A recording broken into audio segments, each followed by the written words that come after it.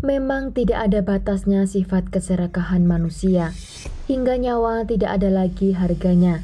Seorang yang dipercaya dapat menjaga keamanan keluarga, malah membuat nyawa seorang anak melayang. Halo semua, selamat datang di channel kami, Jurnal Kriminal bersama saya Atika Walo. Bagi Anda yang menyukai pembahasan tentang kasus-kasus kriminal, misteri, horor, kami sengaja membangun channel ini untuk Anda. Jangan lupa untuk mendukung channel kami dengan cara subscribe, like, komen, dan share ke media sosial yang Anda punya.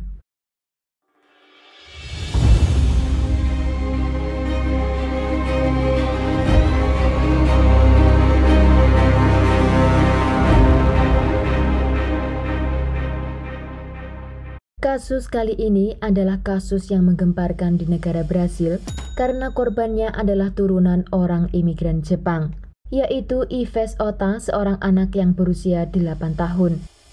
Tetapi sebelum kita ke kasus inti, saya akan mulai dari keluarganya. Ayahnya yang bernama Masataka Ota adalah orang dari Jepang. Dia lahir di Jepang dan pergi mengadu nasibnya ke Brasil dengan orang tuanya ketika dia berusia 2 tahun, bersama dengan kelima saudaranya. Ketika keluarga Ota mendarat di Brasil, mereka tinggal di sebuah desa di Sao Paulo. Ibunya kala itu bekerja sebagai penjual bawang putih dan lemon di pinggir jalan, sedang ayahnya sebagai pengangkut muatan truk di sebuah toko buah. Dengan hasil yang mereka terima, mereka akhirnya bisa memberi kehidupan yang normal untuk keenam anaknya. Sedikit demi sedikit mereka pun belajar berbicara Portugis dan mulai ada interaksi dengan orang lokal.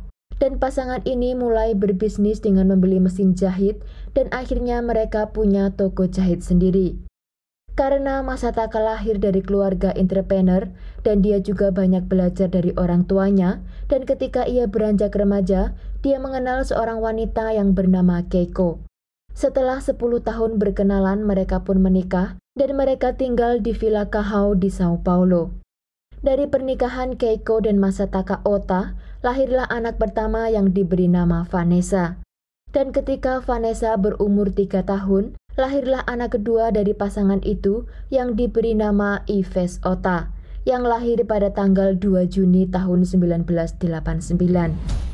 Yves Ota dikenal sebagai anak yang sangat menyayangi orang tuanya dan anak yang rajin. Dia juga anak yang sangat cerdas. Di saat kejadian, Yves Ota berusia 8 tahun. Dan di tahun-tahun itu di Brasil pertama kalinya didirikan sebuah toko yang ternama dengan sebutan 1,99 reais. Dan Masataka adalah orang yang pertama pendiri toko tersebut. Dengan mendapat ide dari tanah kelahirannya di Jepang bahwa toko-toko dengan nama unik mendapat perhatian khusus oleh para pembeli. Dan karena kepopulerannya toko tersebut pada tahun 1997, keluarga Masataka telah memiliki 14 cabang toko. Dan Masataka memiliki target akan mendirikan 100 cabang tokonya di seluruh kota Sao Paulo. Dan karena rencana itu berhasil mencuri perhatian orang-orang sekitar lokal. Bahkan dirinya juga mendapat target dari orang-orang kriminal.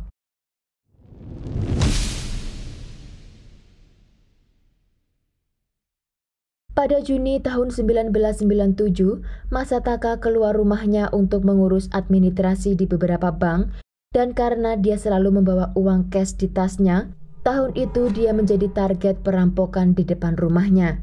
Dan perampok tersebut menyuruhnya untuk menyerahkan tas kecil yang berisikan uang sebesar 40.000 reais, dan ketika Masataka memberikan tasnya, perampok itu pun melarikan diri dan tanpa melukainya. Dan karena apa yang baru saja terjadi pada dirinya, Masataka berkeinginan untuk mengamankan rumahnya dengan menyewa beberapa security. Pada Agustus tahun 1997, hari itu Masataka dan istrinya sedang bekerja di luar rumah untuk menemui importer barang-barang di tokonya. Dan karena pekerjaan itu sangat rumit, jadi dia harus menghabiskan waktunya seharian di luar rumah dengan istrinya. Dan mereka meninggalkan kedua anaknya, Yves dan Vanessa, bersama seorang pembantu dan sekuritinya. Tetapi ketika di tengah-tengah pertemuan sekitar jam 4 sore, tiba-tiba Masataka merasakan firasat yang tidak pernah ia rasakan sebelumnya. Dan akhirnya mereka memutuskan untuk segera pulang ke rumah sebelum pertemuan itu selesai.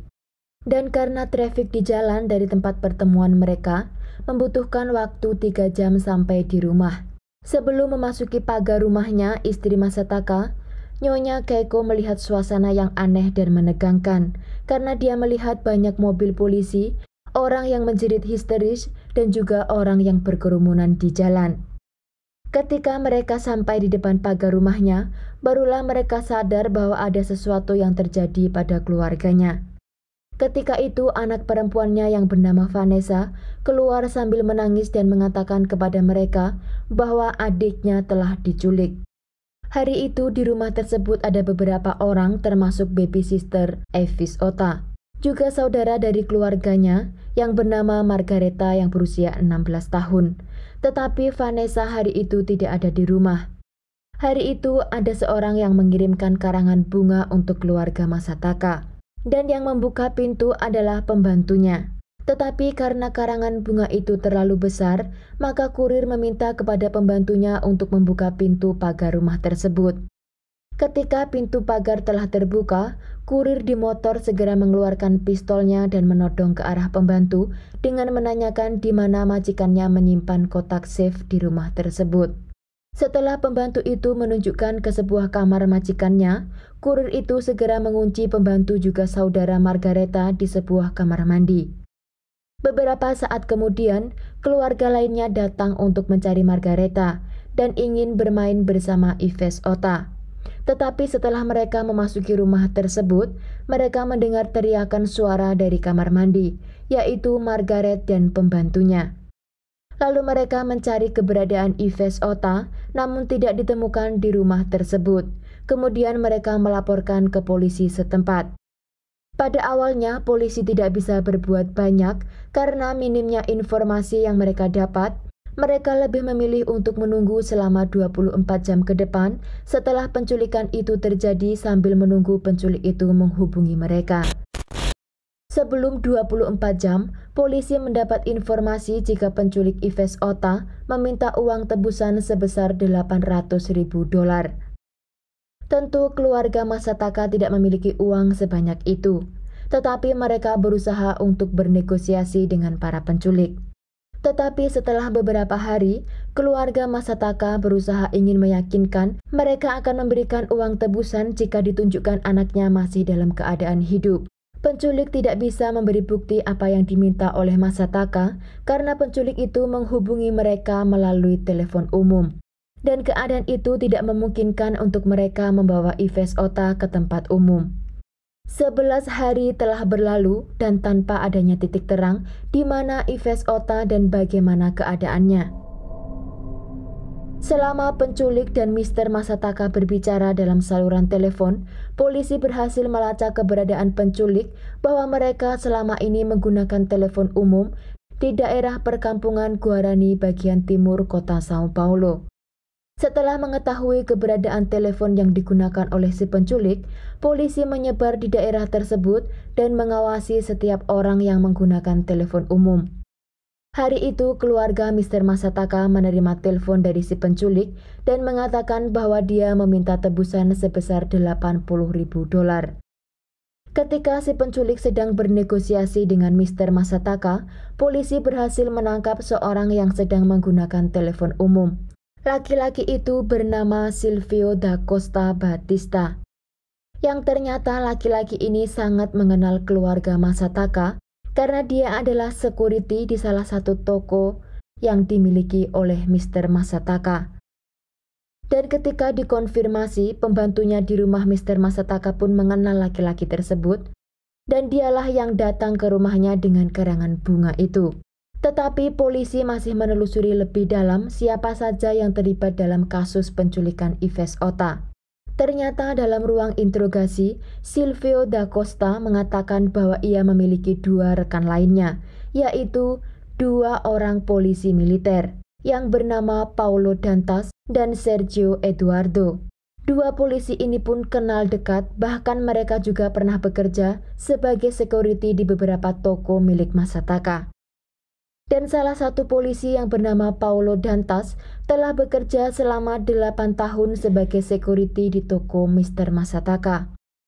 Dan di hari kedua hilangnya Yves Ota, Paulo Dantas juga mendatangi rumah Masataka dan menawarkan bantuan untuk keluarganya. Begitu juga dengan Sergio, dia telah bekerja dengan Masataka beberapa tahun sebagai security. Tetapi menurut pengakuan Silvio da Costa, dia tidak mengetahui keberadaan Yves Ota setelah dia menyerahkan Yves kepada kedua polisi itu. Polisi setempat menangkap Sergio dan Paulo Dantas di tempat ia bekerja di dekat toko Masataka. Polisi berusaha mendatangi kediaman kedua polisi itu, tetapi di sana tidak terlihat tanda-tanda Yves Ota.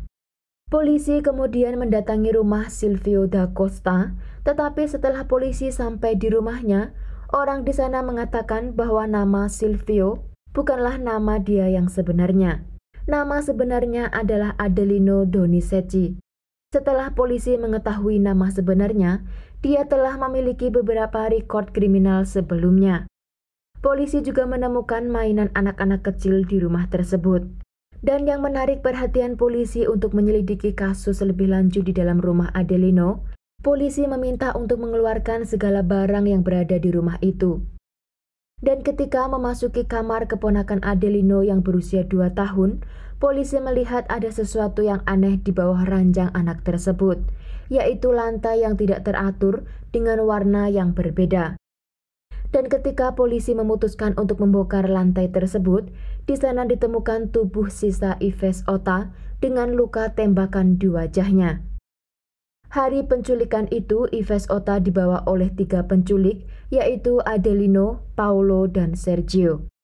Yves Ota sangat mengenal dengan Paulo Dantas, maka saat dia dibawa oleh Paulo, dia tidak melawan dan berkata kepadanya bahwa dia akan menyelamatkannya. Di rumah di mana ditemukan tubuh Yves Ota, ditemukan alat bukti senjata api milik salah satu polisi, yaitu proyektil yang berukuran 9 mm. Pada Juni tahun 1998, Paulo Dantas dan Sergio sebagai dalang penculikan dijatuhi hukuman selama 43 tahun dan 2 bulan penjara. Sedang Adelino dijatuhi hukuman selama 45 tahun dan 6 bulan penjara. Sekian kasus hari ini, jangan lupa tinggalkan like dan komen. Jika Anda tidak keberatan, klik tombol subscribe untuk mendukung channel kami. Terima kasih saya ucapkan kepada Anda para subscribers. Sekian, sampai jumpa di kasus berikutnya.